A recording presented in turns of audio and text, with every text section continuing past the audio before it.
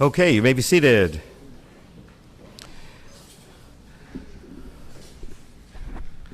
We interrupt the Haftarah for this important message.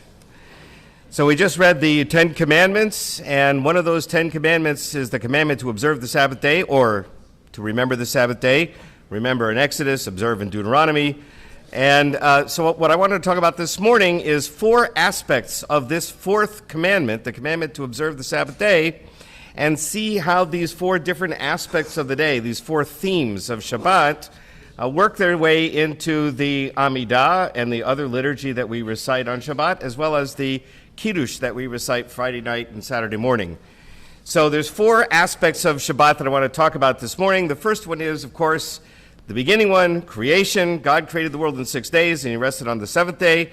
The seventh day is declared a holy day, the first thing that's declared holy in the world, not a place in space or a thing in space, but a point in time.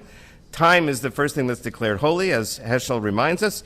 So that is the first aspect of Shabbat. The second aspect of Shabbat is the fact that we were freed from slavery, and now we're free people. The third aspect of Shabbat is the covenantal relationship that we have with God. The Shabbat is a sign of our relationship with God. Many of you may recall the statement of Achad Ha'am, the cultural Zionist. More than the Jew has kept the Sabbath has kept the Jew. Right? So the Sabbath has been one of those identifying characteristics of the Jewish people for all time. That covenantal relationship is another aspect of Shabbat. And finally, that Shabbat is a tam olam haba, it's a taste of the world to come. So those are the four aspects.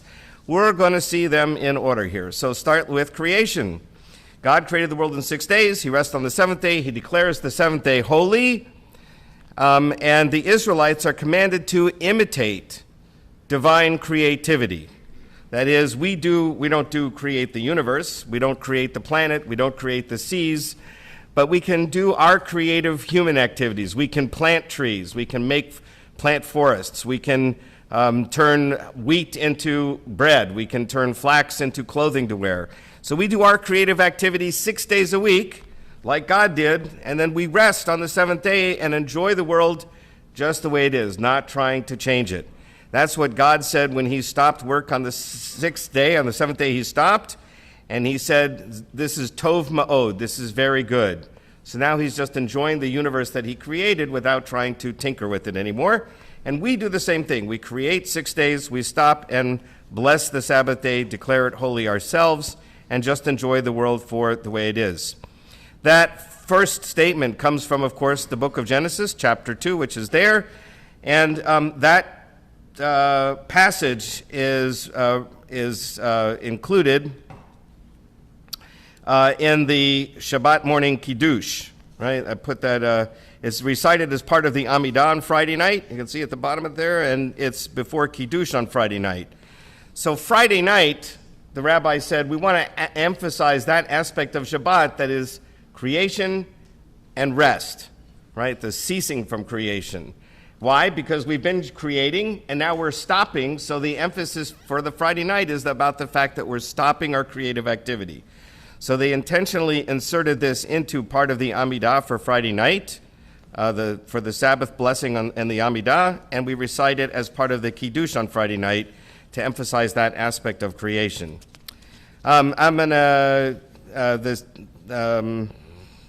It's sort of mentioned also in this other text, source 2, chapter 20, Zachor et Yom HaShabbat L'Kodsho. This is the Ten Commandments, the one that we just read.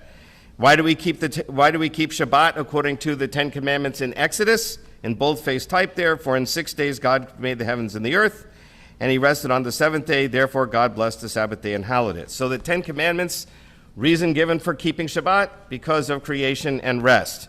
That's the version that's found in the book of Exodus. Let's turn the page. Second aspect of Shabbat is freedom. As you may know, there are two versions of the Ten Commandments. One is found in the book of Exodus, the other one is found in the book of Deuteronomy.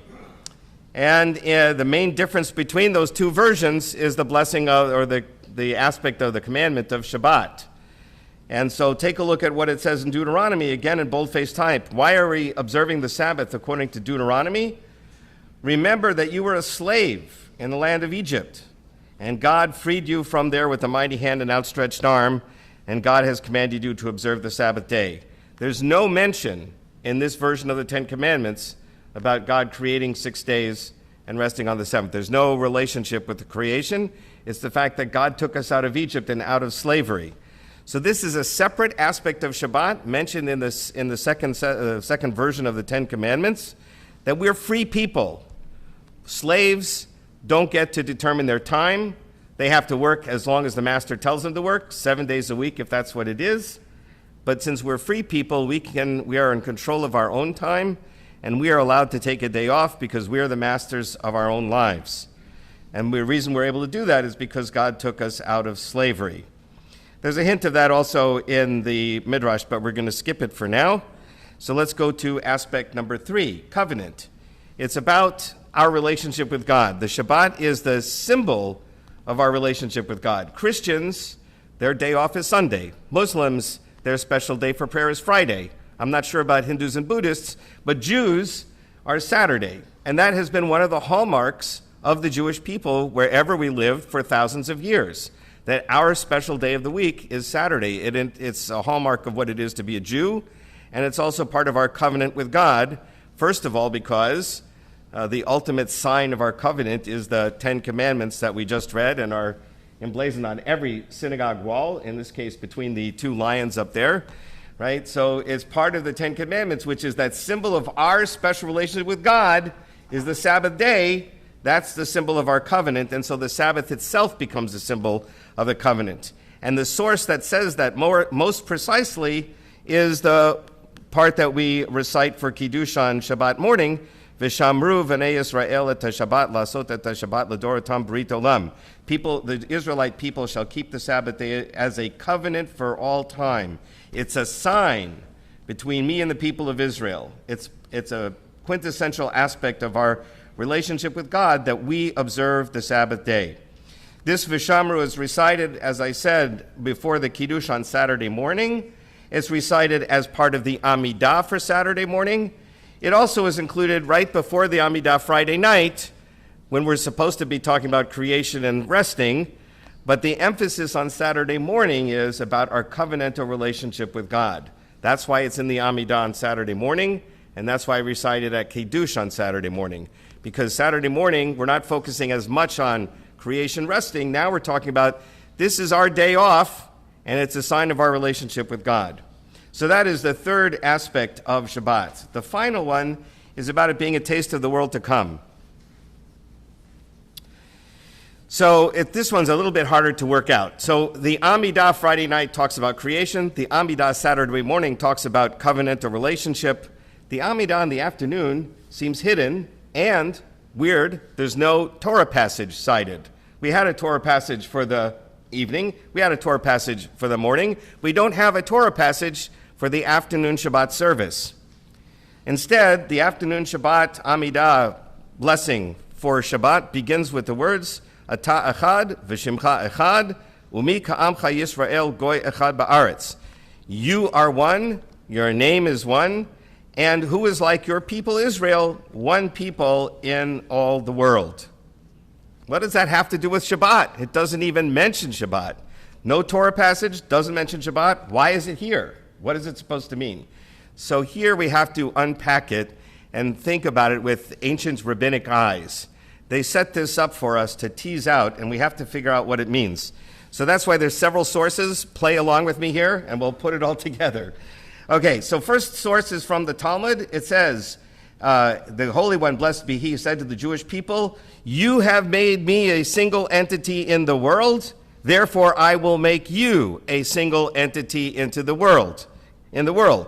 You have made me a single entity in the world because you recite the Shema twice every day.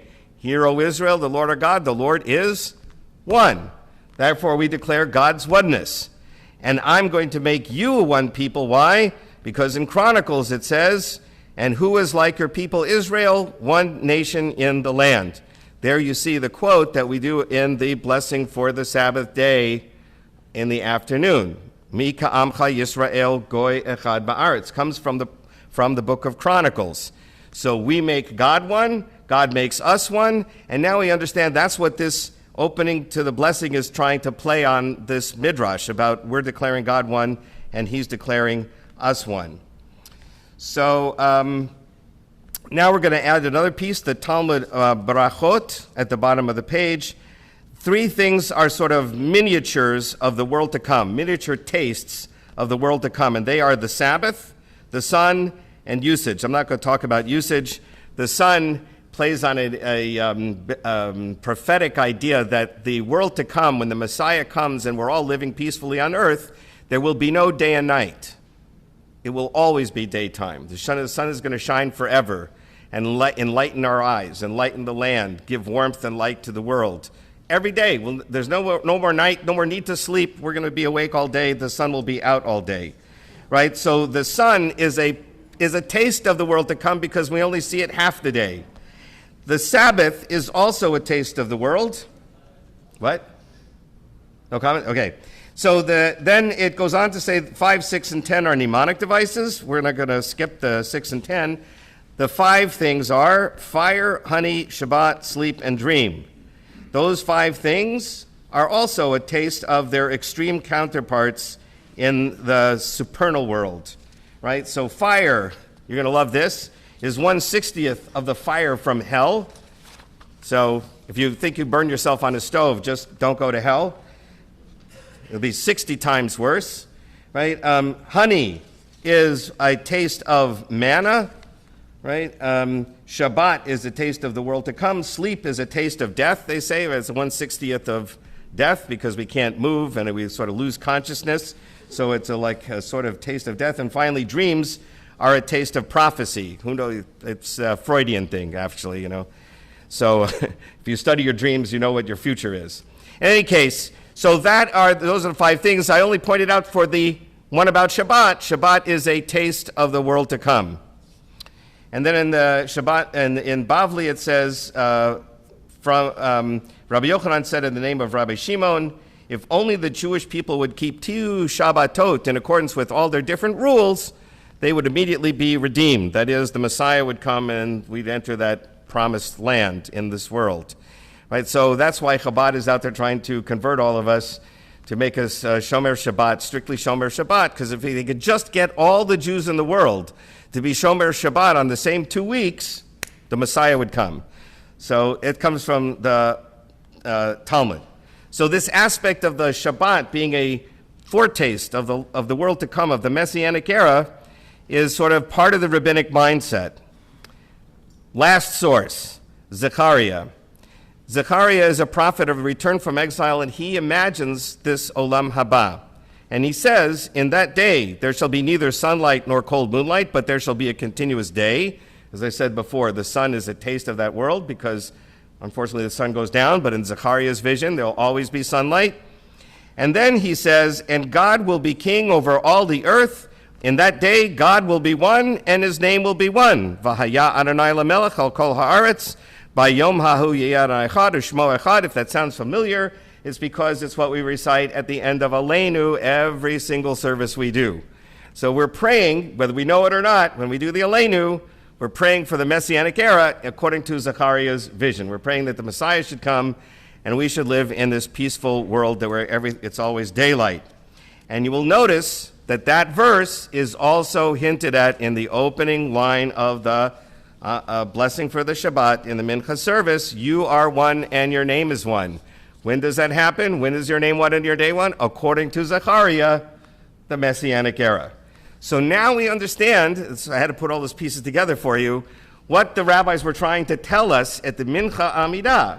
You are one, your name is one, who is like a people, one people in the world. They're talking about praying for the Messianic era, and that is the symbol of Shabbat on Saturday afternoon. As we're getting ready to say goodbye to Shabbat, we've had a taste of the world to come. The rabbis want us to imagine what it's going to be like when all day, every day is going to be like this. We are going to unfortunately have to say goodbye to the Shabbat now, but we're praying for the time when we won't ever have to say goodbye. It will always be Shabbat. So these are the 4 aspects. I left out one other thing. The freedom from slavery in Egypt is not mentioned so far in any of the sources I gave you. I left out the most important source. Sorry. It's in the Kiddush for Friday night, where we say, Zecher Letziat Mitzrayim. It's a remembrance of the Exodus from Egypt, and Zichron L'Maaseh Breshit, a remembrance of the act of creation. In the Kiddush we recite on Friday night, we combine both aspects of Shabbat that are found in the Ten Commandments, the one from Exodus and the one from Deuteronomy. That's not an accident. They wanted us to think about both versions of the Ten Commandments as we recite Kiddush on Friday night. So these are the four aspects of Shabbat. All of them permeate our liturgy, our prayers. They permeate our blessings for the wine. And hopefully it reminds us that the Sabbath day is our day to spend with God, our day to rejuvenate ourselves, and our day that we declare holy in time. Shabbat Shalom.